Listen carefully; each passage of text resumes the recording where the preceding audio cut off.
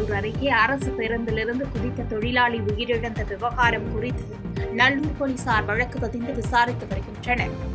நாமக்கல் மாவட்டம் பரமத்தி வேலூர் அருகே வெங்கமேடு பகுதியைச் சேர்ந்தவர் சின்னராசு.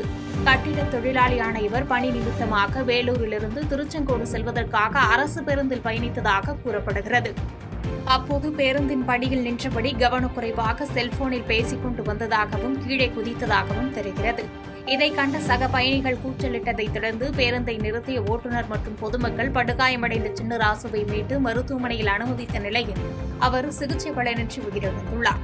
இதுகுறித்து வழக்கு பதிவு செய்துள்ள நல்லூர் போலீசார் தீவிர விசாரணை நடத்தி வருகின்றனர்.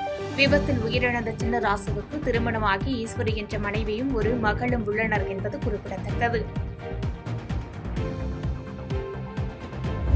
நெல்லை பாளையங்கோட்டை மத்திய சிறையில் மாநகர காவல்துறையினர் அதிரடி சோதனையில் ஈடுபட்டனர்.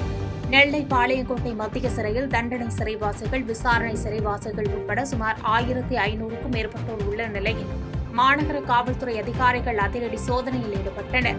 நெல்லை மாநகர காவல் ஆணையாளர் தேஷ்முக் சேகர் சஞ்சய் உத்தரவின்படி நெல்லை மேலப்பாளையம் உதவி ஆணையாளர் ராஜமுரளி தலைமையில் 50க்கும் மேற்பட்ட போலீசார் சிறை வளாகம் முழுவதும் தீவிர சோதனை நடத்தினர். சிறைவாசிகளின் கழிவறை, குளியலறை மற்றும் மைதானங்கள் என சுமார் 1 மணி நேரம் சோதனை நடைபெற்ற நிலையில் இந்த அதிரடி சோதனையால் சிறை வளாகத்தில் பரபரப்பு நிலவியது. வேலூரில் பாழடைந்த கிணற்றில் வாலிபர் சடலமாக மீட்கப்பட்ட விவகாரத்தில் 9 பேரை போலீசார் கைது செய்து தீவிர விசாரணை நடத்தி வருகின்றனர். வேலூர் மாவட்டம் காட்பாடி கல்புதூரில் கங்கையம்மன் கோவில் திருவிழாவில் ஏற்பட்ட மோதலில் காயமடைந்த தனது நண்பன் தினேஷ் என்பவரை மருத்துவமனைக்கு அழைத்து செல்ல வந்த தீனா என்ற தினகரன் திடீரென மாயமானதாக கூறப்படுகிறது.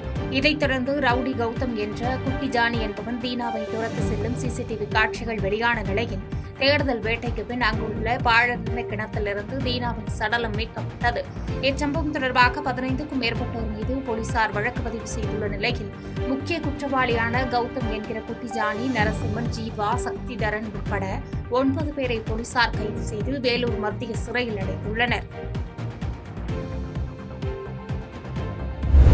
புளியரை சோதனைச் சாவடியில் லஞ்ச ஒழிப்புத்துறையினர் நடத்திய அதிரடி சோதனையில் கணக்கில் வராத ரூபாய் 1,95,150 பணம் பறிமுதல் செய்யப்பட்டுள்ளதாக தகவல் வெளியாகியுள்ளது. தமிழக கேரள எல்லைப் பகுதியில் அமைந்துள்ள புளியரை போக்குவரத்து வாகன சோதனைச் சாவடியில் லஞ்ச ஒழிப்புத்துறை போலீசார் தீவிர சோதனையில் ஈடுபட்ட நிலையில் கணக்கில் வராத ரூபாய் 1,95,150 பணம் பறிமுதல் செய்யப்பட்டுள்ளது. மேலும் இது தொடர்பாக அங்குள்ள அதிகாரிகளிடம் விசாரணை நடைபெற்று வருவதாகவும் பறிமுதல் செய்யப்பட்ட பணம் தொடர்பாக லஞ்ச ஒழிப்புத்துறை போலீசார் தீவிரமாக விசாரணை மேற்கொண்டு வருவதாகவும் தகவல் வெளியாகியுள்ளது. தென்காசி மாவட்டத்தில் அடுத்தடுத்து போக்குவரத்து துறை அலுவலகங்கள் மற்றும் சோதனைச் சாவடிகளில் நடைபெறும் இந்த சோதனைகள் அதிகாரிகள் மத்தியில் அதிர்வலைகளை ஏற்படுத்தியுள்ளன.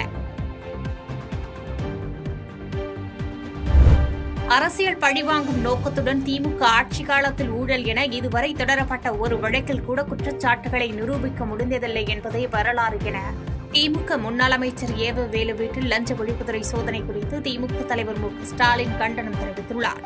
இது தொடர்பாக அவர் வெளியிட்டுள்ள எக்ஸ் பதிவில், திருவண்ணாமலை தெற்கு மாவட்ட கழக செயலாளரும் முன்னாள் அமைச்சருமான ஏவ வேலு வீட்டில் தமிழ்நாடு அரசின் லஞ்ச ஒழிப்புத்துறை சோதனை நடத்தி வருகிறது. அதற்கு அவர் முழு ஒத்துழைப்பு வழங்கி வருவதோடு இதனை சட்டப்படி எதிர்கொண்டு நீதிமன்றத்தில் அவர் தரப்பு நியாயத்தை நிரூபிப்பார் என குறிப்பிட்டுள்ளார். மேலும் அரசியல் பழிவாங்கும் நோக்கத்துடன் திமுக ஆட்சி காலத்தில் ஊழல் என இதுவரை தொடரப்பட்ட ஒரு வழக்கில் கூட குற்றச்சாட்டுகளை நிரூபிக்க முடிந்ததில்லை என்பதே வரலாறு என சாடியுள்ள மு ஸ்டாலின், ஆளும் கட்சியினரின் இந்த மிரட்டலுக்கெல்லாம் அஞ்சிடும் இயக்கம் அல்ல திமுக. இதைவிட பெரிய அடக்குமுறைகளையே பார்த்தவர்கள் நாங்கள். இதையும் எதிர்கொண்டு வெற்றி பெறுவோம் என தனது வலைதள பதிவில் குறிப்பிட்டுள்ளார். செய்திகளை உடனுக்குடன் தெரிந்து கொள்ள கீழ்கண்ட கேபிள் மற்றும் டிடிஎச் நெட்வொர்க்குகளில் எம்நாடு செய்தி தொலைக்காட்சியை காணுங்கள். பாதகம் செய்பவரை கண்டால் நாம் பயம் கொள்ளலாகாது பாப்பா.